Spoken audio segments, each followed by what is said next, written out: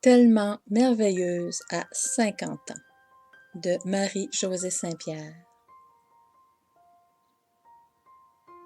Et si tout débutait à 50 ans, l'âge de la sagesse, période de questionnement, de remise en question, l'arrivée des transformations physiques, mais du monde intérieur également.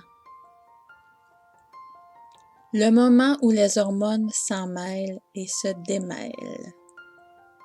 Un jour, j'ai voulu mettre de l'humour dans ce que peut représenter l'arrivée de la cinquantaine. Prise de conscience ou prise de poids? Remise en question et vente ou non de la remise? Deuil de la libido et deuil des enfants qui partent? Enfin peut-être. Perte urinaire ou de la libido? Encore. Religion ou spiritualité? C'est quoi la mode? Je le garde ou je m'en vais? Je parle d'un emploi et non d'un mari. Je le garde ou je m'en vais? Je parle du mari et non d'un emploi. Je mange ou j'arrête? J'en suis là. Mais aussi, d'où je viens? Où je m'en vais? Avec qui?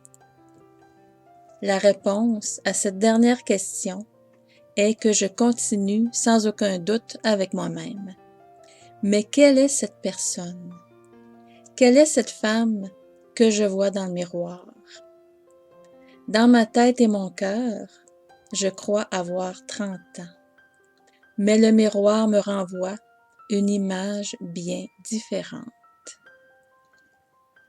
Quel état d'esprit je désire adopter pour la suite? Comment accueillir mon unicité, mon individualité? Suis-je la seule à me poser ces questions? Et si je voyageais dans le temps pour revenir à l'état d'esprit de l'adolescente que j'ai été? Qu'est-ce que j'aurais de beau et de moins beau à lui dire à la lumière de ce que je suis aujourd'hui? Citation. Quand une situation vient nous ébranler, on a le choix. Se rebeller contre ou s'ouvrir à. L'un est comme un mur, l'autre comme un pont. Lequel, selon toi, est le plus prometteur?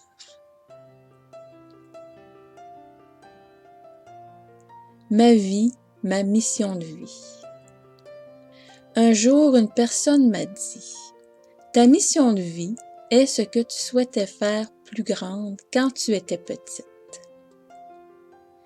D'aussi loin que je me souvienne, je voulais enseigner à la maternelle.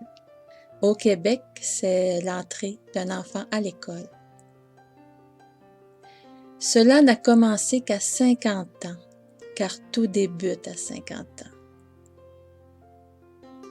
La cinquantaine ne m'a pas épargnée, et même avant tout compte fait. Bien au contraire. Mais j'avais besoin de toutes ces expériences afin que le professeur de maternelle que je suis soit la mieux outillée possible pour accompagner ces autres femmes qui se questionnent également. J'ai des réponses maintenant. Je connais le rouage de ces années charnières qui nous transforment dans tous nos corps. Citation. La vie, ce n'est pas d'attendre que les orages passent, c'est d'apprendre comment danser sous la pluie de Sénèque.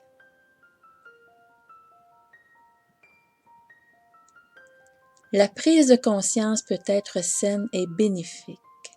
C'est ce qui permet d'atteindre la paix qui ne demande qu'à s'installer à travers l'insécurité, l'angoisse des changements, des transformations, des deuils inévitables, des questionnements sur ma différence.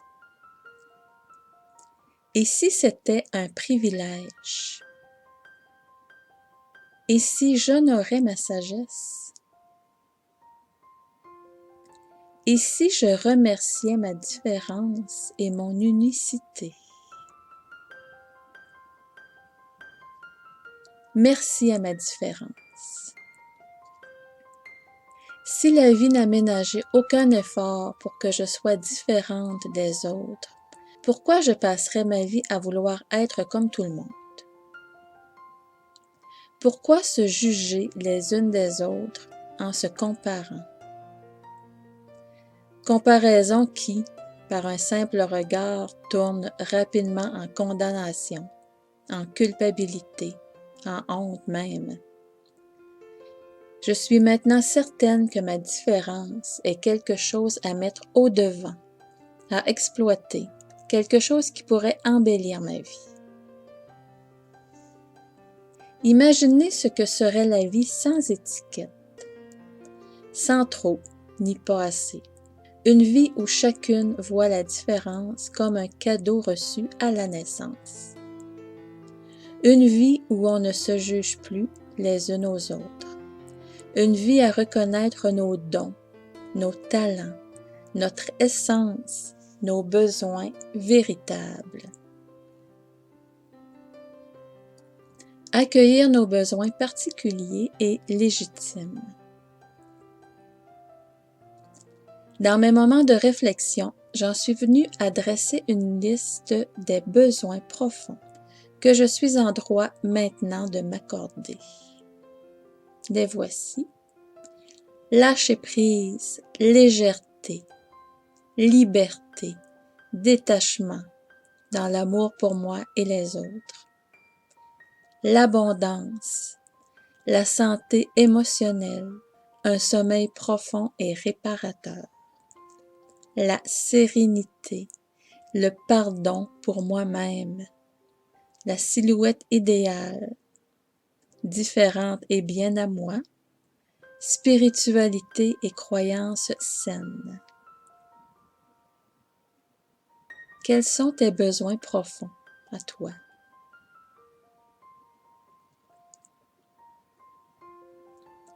Comme le petit prince prend soin de sa rose, la femme que je suis est amenée à prendre soin d'elle, sans jugement, sans analyse ni culpabilité, à me voir comme je suis vraiment, à me détacher de ce à quoi je me suis accrochée pour enfin être véritablement moi-même.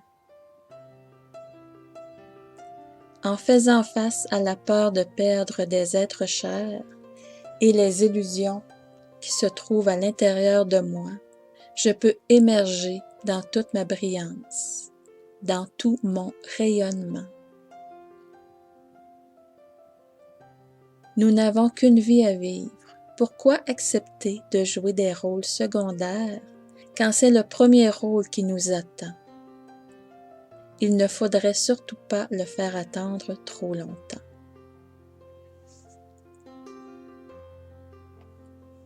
Aujourd'hui, c'est par l'expérience de toutes les qualités que je suis venue acquérir que je peux m'aimer véritablement en apprenant à me relever et à accepter de vivre les expériences que la vie place sur mon chemin, en toute lucidité et avec la paix intérieure.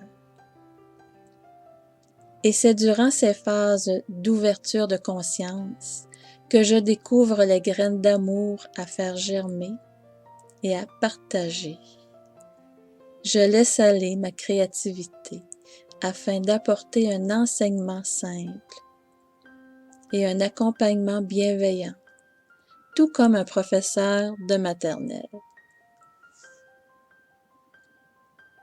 Et toi, comment accueilles-tu ton unicité?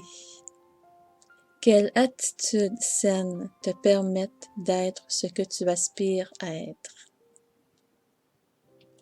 Que voulait devenir l'enfant que tu étais? Ce désir est-il une réalité en ce moment? Comment faire renaître ce désir? À toi de jouer maintenant. Je te souhaite le meilleur.